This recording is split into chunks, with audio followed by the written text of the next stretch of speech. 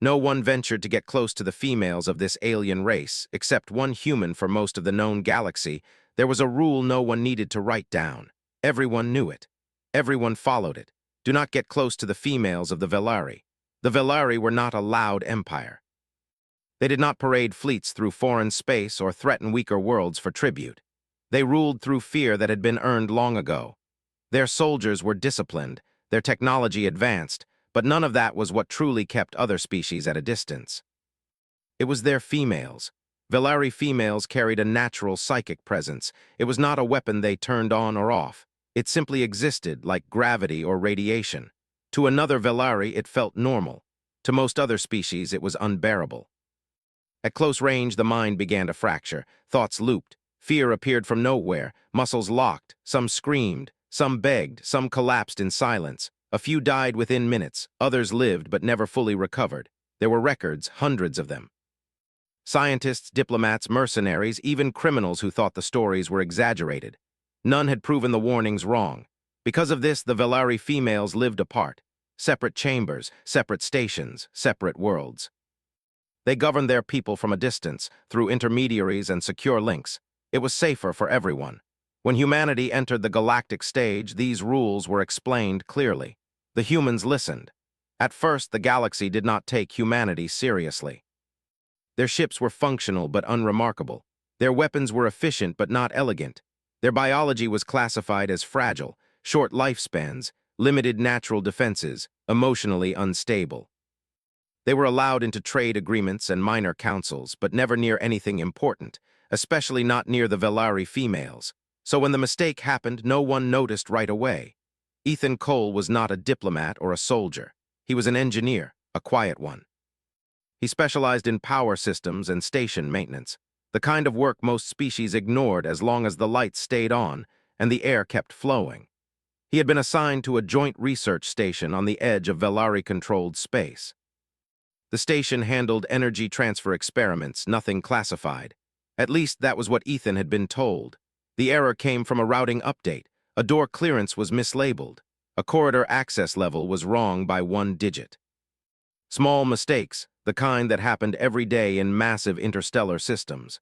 Ethan followed his task list, floating through the station with a tool pack strapped to his back. A power fluctuation had been detected in a sector that should have been empty. The corridor lights dimmed slightly as he entered. That was the first sign something was wrong. The air felt heavy. Not physically, but in a way Ethan could not easily explain, like walking into a room after an argument had just ended. The silence felt tense. He slowed his steps. "Control, this is Cole," he said into his comm. "Getting some strange readings in Section 12, confirming access." There was no reply. The comm crackled with static, then went quiet. Ethan frowned. He checked his wrist display. Signal strength was strong. No obvious interference. He took another step. On the station's monitoring deck, alarms suddenly came alive. Velari technicians froze as sensor data updated in real time. A human life sign had crossed into a restricted zone. A zone that had not housed non-Velari in over 200 years. One of the technicians spoke in a low, urgent tone. "He is in the inner corridor." "That area is sealed," another replied. "No clearance exists for humans." "Someone made an error," the first said. "And now it is too late." Guards were dispatched, but even as they moved, no one believed they would arrive in time to change the outcome. Everyone knew what happened when a non-Velari entered that space. Back in the corridor, Ethan stopped again. His head hurt, not sharply.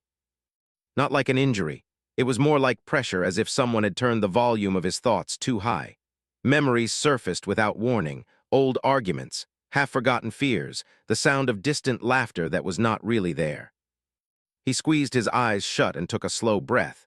"Get it together," he muttered. Years of working in loud shipyards and unstable stations had taught him one thing: panic made everything worse. If something felt wrong, you slowed down. You focused on one thing at a time. He opened his eyes. The corridor curved ahead, leading to a wide chamber door made of dark metal. Symbols along its surface glowed faintly. Ethan's display flickered, then went blank. "That's new," he said quietly. Another wave of pressure rolled through his mind. This time stronger. His heart rate increased. His palms felt damp. Somewhere deep inside, a part of his brain suggested turning around, leaving, running. Ethan leaned one hand against the wall and breathed again, in through the nose, out through the mouth. A simple trick he had learned during long emergency shifts. The pressure did not disappear, but it stopped getting worse. On the monitoring deck, the Velari technicians stared in disbelief. The human had not collapsed. His neural activity was spiking, yes, but not breaking. His brain patterns were changing, adapting in real time. "That should not be possible," one whispered. Inside the chamber beyond the door, the Velari females had already sensed him. They felt his presence like a ripple in still water. A foreign mind pushing against their psychic field. They expected the usual result. Fear, pain, a sharp disruption that ended quickly. Instead, they felt resistance, not hostility, not aggression, endurance. The door slid open. Ethan stepped inside. The chamber was vast and softly lit. Smooth surfaces curved upward into a high ceiling. At the center stood several tall figures, their forms elegant and still. Ethan's breath caught. The pressure surged again, stronger than before. His vision blurred at the edges. A ringing filled his ears. He dropped to one knee. On the monitoring deck, a Velari guard clenched their fists. "There it is!" But Ethan did not scream. He pressed his hand to the floor and stayed there, breathing hard. His thoughts scattered, but he gathered them again, slowly, stubbornly. "This is bad," he said aloud, his voice shaking. "Real bad." One of the Velari females took a careful step forward. Her presence intensified. The psychic field grew denser. Ethan's muscles trembled. Sweat ran down his back. His mind felt like it was being stretched in 10 directions at once. And still it did not break. Minutes passed. Security teams reached the chamber entrance but did not enter. They could only watch. Finally, Ethan lifted his head. His eyes met the gaze of the Velari female standing closest to him. Something unexpected happened. The pressure eased, just a little, enough for Ethan to draw a deeper breath, enough for the Velari female to feel something she had never felt from a non-Velari mind: stability. Confusion spread through the chamber. The psychic field shifted, not collapsing but adjusting around him. Ethan slowly pushed himself back to his feet. His legs were weak, but they held. "Okay," he said quietly. "Either I'm having the worst day of my life, or I'm not supposed to be here." No one answered. But for the first time in recorded history, a human stood inside a Velari female enclave and remained standing. Across the station, data logs recorded the impossible. And far beyond the station, in council halls and imperial courts, the first echo of something new began to spread. Fear, not of the Velari, but of what humanity might be capable of enduring. The moment Ethan crossed the invisible boundary of the Velari female enclave, the station changed. Every sensor in the corridor flared red. Security systems screamed warnings in languages that had not been used in centuries. Velari guards froze where they stood, their bodies locked by instinct. None of them dared to move forward, not because of orders, but because fear had been carved into their culture since birth. No one walked into that place and came back the same. Inside the enclave, the air felt heavier, as if thought itself had weight. The psychic field generated by the Velari females pressed outward like a living ocean. To most species, even brushing the edge of it caused violent mental collapse. Panic, pain, loss of identity. Ethan felt it hit him like a wall. For half a second, his vision blurred. His heartbeat jumped. A sharp pressure squeezed behind his eyes, and distant whispers brushed the edges of his mind. The human paused, his body reacting before his thoughts could catch up. On the security feeds, alien observers leaned closer, expecting the usual outcome. But Ethan did not fall. He closed his eyes and breathed in slowly. His training as an engineer had taught him how to work under stress. Reactors overheating, hull breaches, alarms screaming while lives depended on calm hands. This pressure felt different but not unfamiliar.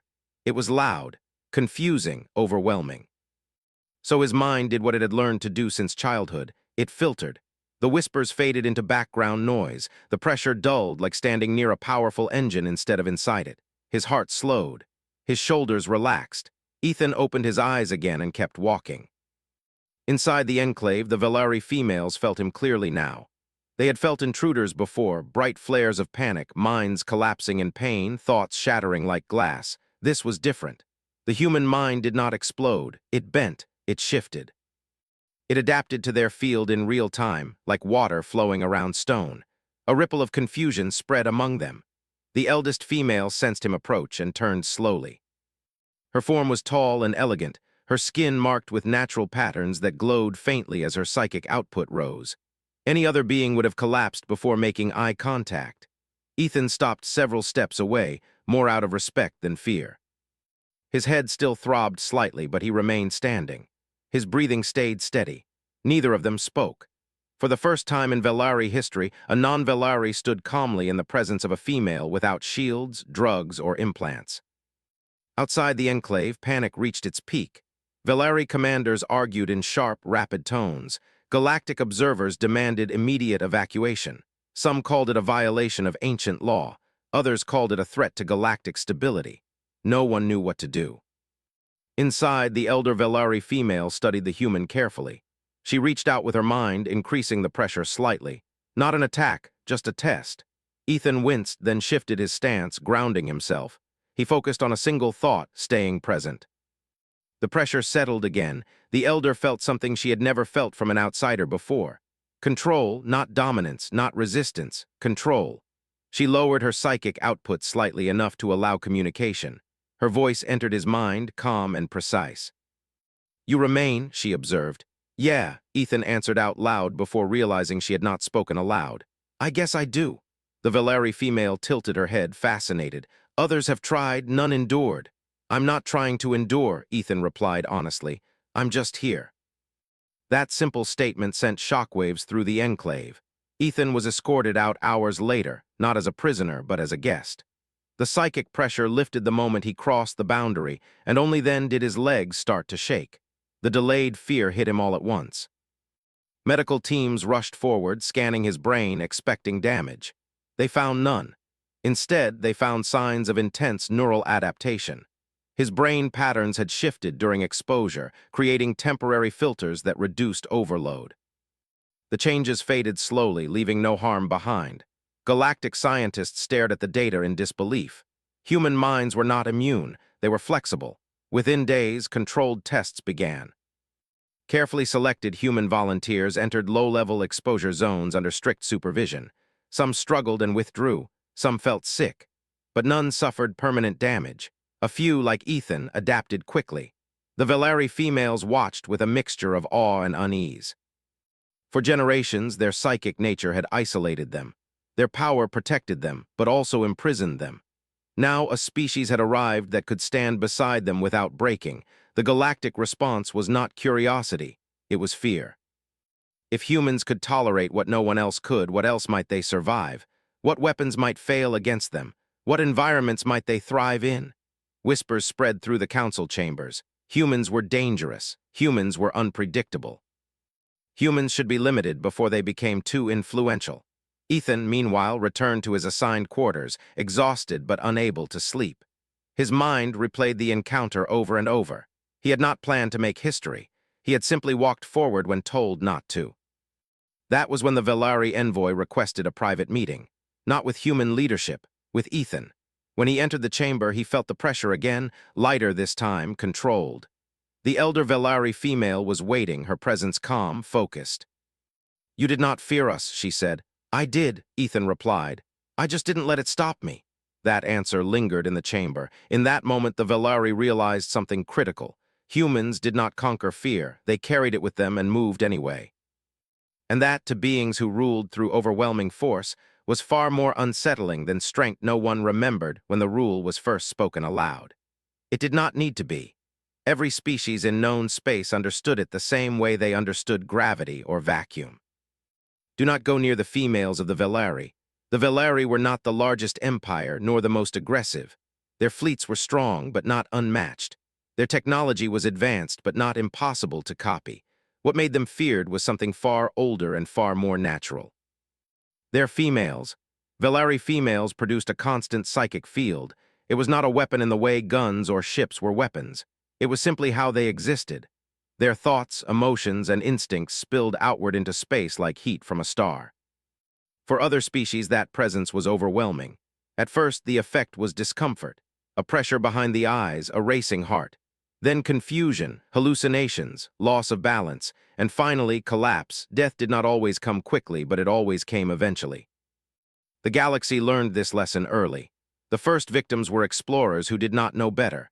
then scientists who thought they could measure the phenomenon safely, then diplomats who believed etiquette and distance would protect them. They were all wrong. After that, strict laws were written. Veleri females lived in isolated habitats. Meetings were conducted through holograms or psychic dampeners strong enough to crush normal thought. No non-Veleri was ever allowed within direct proximity. Those who broke the rule did not live long enough to regret it, so when humanity entered the galactic community, the warning was immediate and absolute. Human minds, the reports said, were unstable, emotional, noisy. Compared to elder races, they were considered fragile. Their species survived not through natural defenses, but through numbers, tools, and stubbornness. If even disciplined telepaths could not survive the Veleri presence, humans would not last seconds. The human delegates listened. They nodded. They signed the restrictions without argument.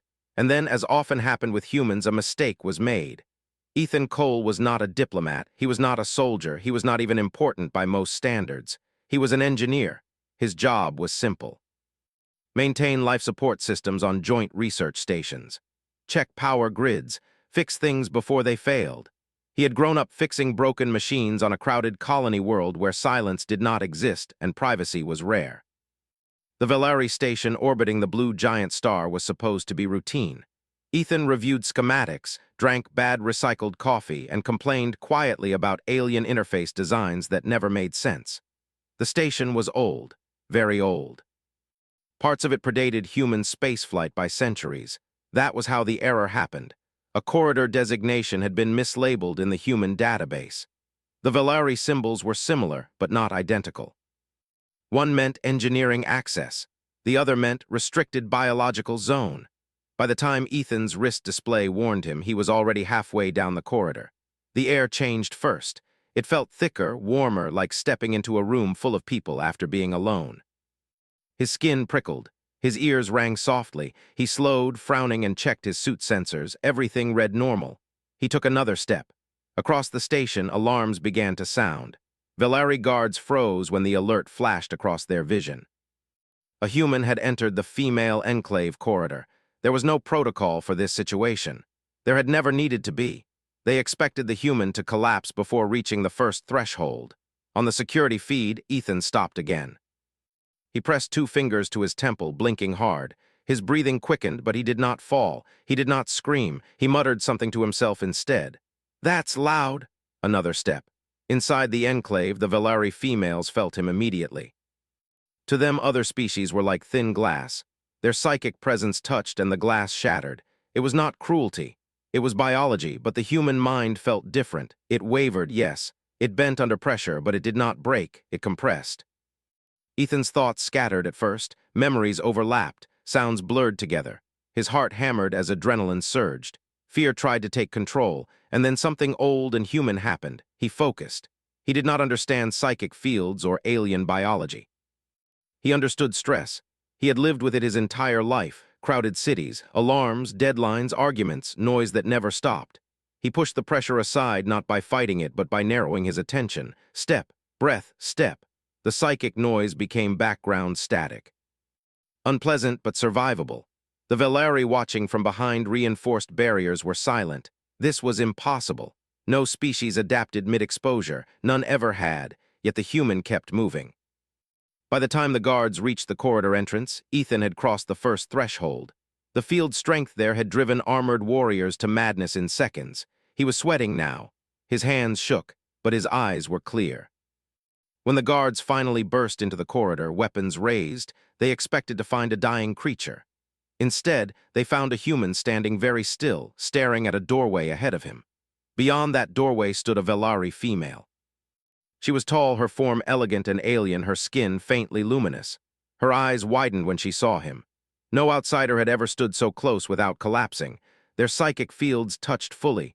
Ethan's knees bent. He gritted his teeth, breath coming fast. For a moment, everyone thought this was the end. Then he straightened. "I'm sorry," he said, voice rough but steady. "I think I'm in the wrong place." The Veleri female felt something she had never felt from an outsider before: control. The human mind was not empty. It was not shielded. It was full, loud, chaotic, emotional, but it was organized chaos. It absorbed pressure like a flexible structure instead of a rigid one. She took a careful step forward. The galaxy held its breath. Ethan swayed, then steadied himself. His heart pounded, but he did not retreat. The rule that had stood for centuries cracked quietly in that moment, and no one yet understood what that would mean for the future. For most species in the galaxy, fear was something learned. For the Velari, fear was something others felt around them. The Velari were tall, pale beings with long limbs and calm, unreadable faces. Their males were dangerous enough, but it was the females who shaped the fate of empires. Every living race knew the stories. The closer someone came to a Velari female, the stronger the invisible pressure became. Minds fractured, memories burned. Bodies collapsed even when no hand was raised. Scientists called it a psychic field. The Velari simply called it nature. It was not hatred. It was not intention. The field existed because it had to. Long ago, the Velari evolved on a world filled with predators that hunted thought instead of flesh. Their females developed minds so powerful that no enemy could approach them without losing control. Over time, that defense became permanent. By the modern era, the result was simple. No outsider stood close to a Velari female and walked away unchanged. So the rules were strict. Velari females lived in isolated sanctuaries. Diplomatic meetings used holograms. Physical contact was forbidden. Guards kept distance not to protect the females, but to protect everyone else. Those who ignored the warnings never lasted long. The Galactic Archive listed over 400 confirmed cases. Scholars, warlords, scientists, adventurers. Every one of them believed they would be different. Every one of them was wrong, until humans arrived.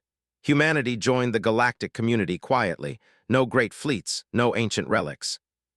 Just fast learning, adaptable technology, and a reputation for surviving impossible environments. Their world, Earth, was considered harsh but unremarkable. Dangerous storms, crowded cities, constant noise, emotional chaos. The older species thought humans were fragile. They would soon learn how wrong that assumption was. Ethan Cole was not important by galactic standards. He was not a soldier or a diplomat. He was an engineer assigned to maintain life support systems on mixed-species stations. He followed instructions, drank too much recycled coffee, and spent most of his time fixing problems others ignored. When he boarded Velaris Station, he did not know its full history. The assignment logs were incomplete. The warnings were buried under layers of outdated files. All Ethan knew was that the station needed repairs, and he was good at his job. The corridor lights hummed softly as he walked. The air felt heavier than usual, but space stations often did. He checked his tablet, following the maintenance route provided by the station system. He did not notice the warning signs until it was too late. Red symbols lined the walls ahead, not in human language, not in standard trade script either. They were Velari glyphs, sharp and elegant. Ethan slowed, frowning. His head felt strange, not painful. Just crowded like too many thoughts overlapping. "This isn't normal," he muttered. Behind reinforced observation glass, Velari technicians froze as they saw the human enter restricted space.